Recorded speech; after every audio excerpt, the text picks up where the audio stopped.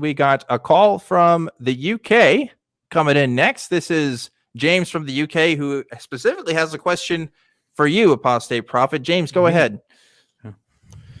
Hi, thanks for having me on. Yeah, I just wanted to first say that, I really love Apostate Prophet's work. I'm, a big fan. Thank you. And my question for him is that religions can often bring a sense of community and comfort. So do you think that Western society and culture can sometimes go too far to encourage like a lack of religion or irreligiosity?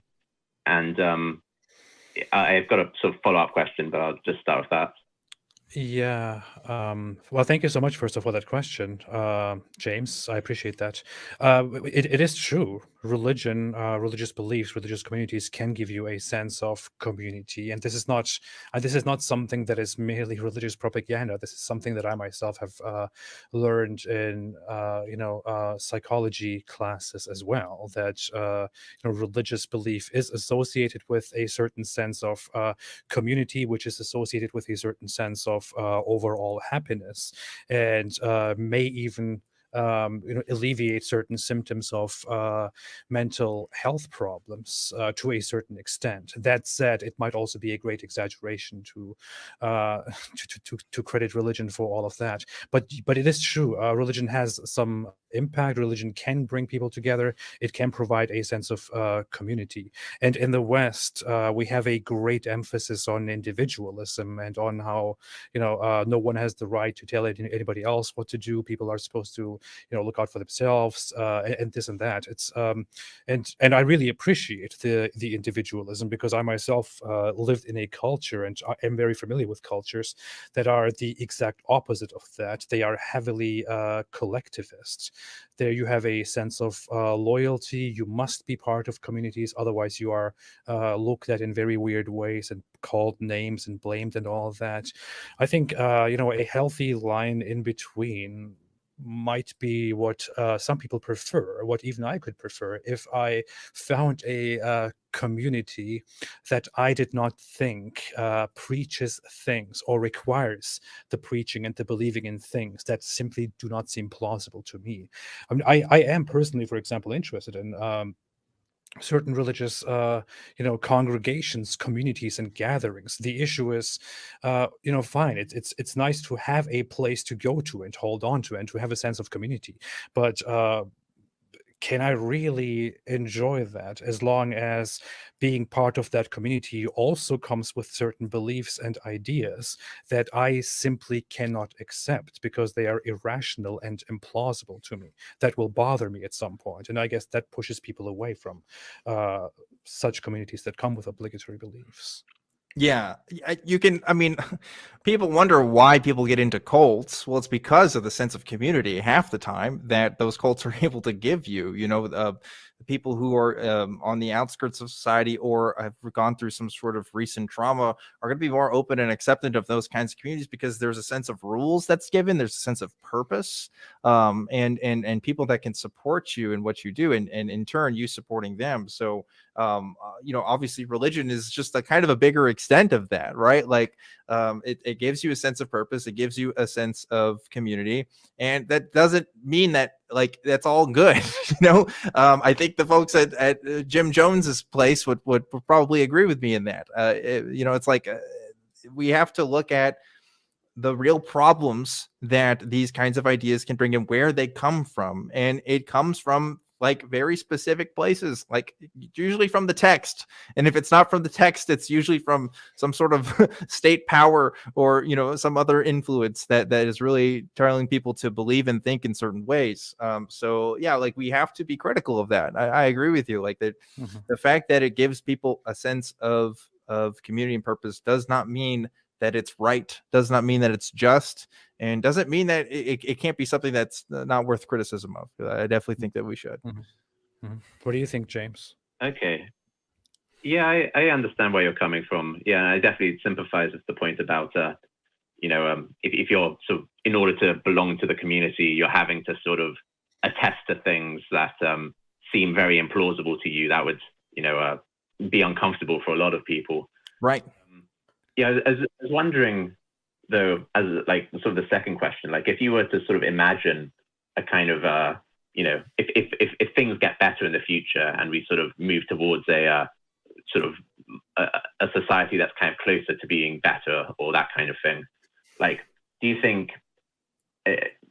you imagine that it would be better for the society to be kind of totally irreligious, or do you think that there's maybe a happy medium where there's kind of like a degree of kind of gentle religion that's kind of got the nice bits and has kind of grown out sort of not? Good question. I feel like I actually missed the point or part of the point of your initial question, and I'm very sorry for that, because your question was more about the bad impacts or the bad consequences of too much anti-religious or anti community sentiments and this extreme emphasis on individualism. And the thing is, I have a perspective on religion that might be different from popular perspectives. I call this post-theism, and I think that religions were functional, they were utilitarian, they were beneficial, and religion was or is an essential, inevitable part of human development, of human civilization. Humans necessarily came up with the concepts of religion in order to explain things, in order to establish morals, in order to create communities, and it helped them get through things until we found better ways, until we improved these religions, or we changed these religions internally or adopted different religions. Nowadays we have found means that help us to go on without religion. People can live great lives, establish great civilizations, great societies without having to rely on religion, without having to rely on religious doctrines and values. And I would certainly think that God played a role in the development and history of human civilization. It was maybe good within a certain context, but maybe a future in which we do not need this anymore, because we now have different means that will help us live nicely, that will help us establish laws or adopt certain philosophies, establish certain communities based on values that we explore philosophically or scientifically, for example. And we have means to come together as humans in order to judge entire religious beliefs or political ideas or other ideologies based on their impacts on humanity, on whether they are hurtful or good, and this and that. So I can imagine that there is a future in which we can be just as good and just as much together as a community without having to rely on certain ancient religious beliefs, I would say. But I agree on one thing, final word, sorry, that too much individualism and too much of a reactionary hate towards traditional community and religion might be harmful to a certain extent, or might put people into an awkward position. But people just have to figure out to solve that problem in a different way without having to, go back to that religious community. Yes, that makes sense. I think what you're saying is great, and I totally agree. I would only add to that there are people that have called the atheist community of Austin a religious organization. Okay, so like we also have to wonder, at what do we call a religion at the end of the day? That people call the state a religion, people call the family unit a religion, and to me, when I make these distinctions, I'm talking about things that are supernatural or otherwise unverifiable that are necessary for a functioning organization or sociocultural system of beliefs. Okay, I think that's a really important distinction to make, because in practicality, we're seeing that it's unnecessary to live with those assumptions as we continue to live, at least in the modern American life. Now, I say that there are still people that definitely believe it, but like in function, I live as an atheist, and I can do that because I don't need a God belief to find fulfillment or to like live my life in any meaningful way.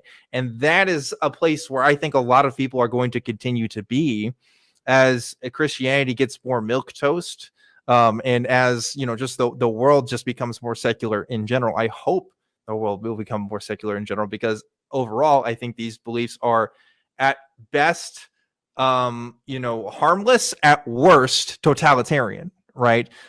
So I'd rather just cut the middleman and just say, hey, I don't think we need this. So I would try to, make it go away as much as I can. But that's my thoughts on that. Anyway, James, did you have anything else you want to say? Yeah, just to say, as I understand both your sentiments.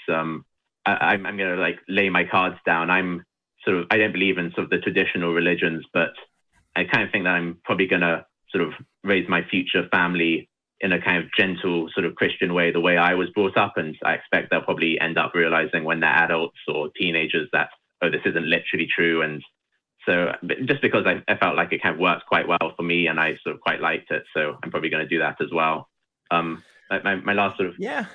I guess if you're not teaching them that a man literally rose from the dead 2,000 years ago, like that, I guess I'm cool with that, but at the end of the day, I do wonder, like, why not choose secular humanism, as a methodology, if you so need to have a label, or why Christianity, the Christian tradition in particular?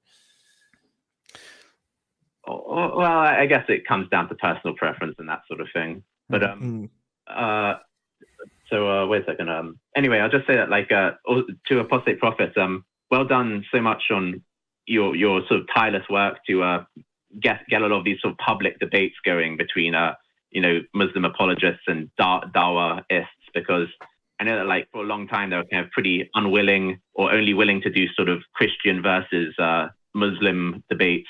But I think it'll really pay off in the long run to kind of sort of open the door to kind of more of these sort of Muslim ex-Muslim debates.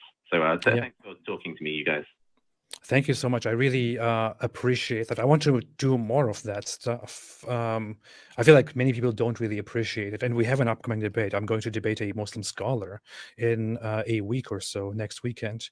And this will be the first ever debate of such a form, and I'm really excited about that. I want to contribute to normalizing such interactions. This is, I think, really great. We need it.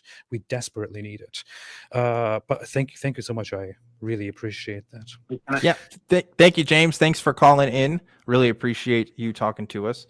But yeah, it's a great question, because I get asked that quite a bit, as far as, like, do we need religion? Is religion, like, essential to living and stuff? And I think of, like, was it Reza Aslan that writes about the history of God and that kind of stuff, and how it functions in society. And I am still of the belief that, yeah, for all practical reasons, we really don't need it. I think it served a function, and now we can kind of move on. But speaking of moving on, we should get to another caller.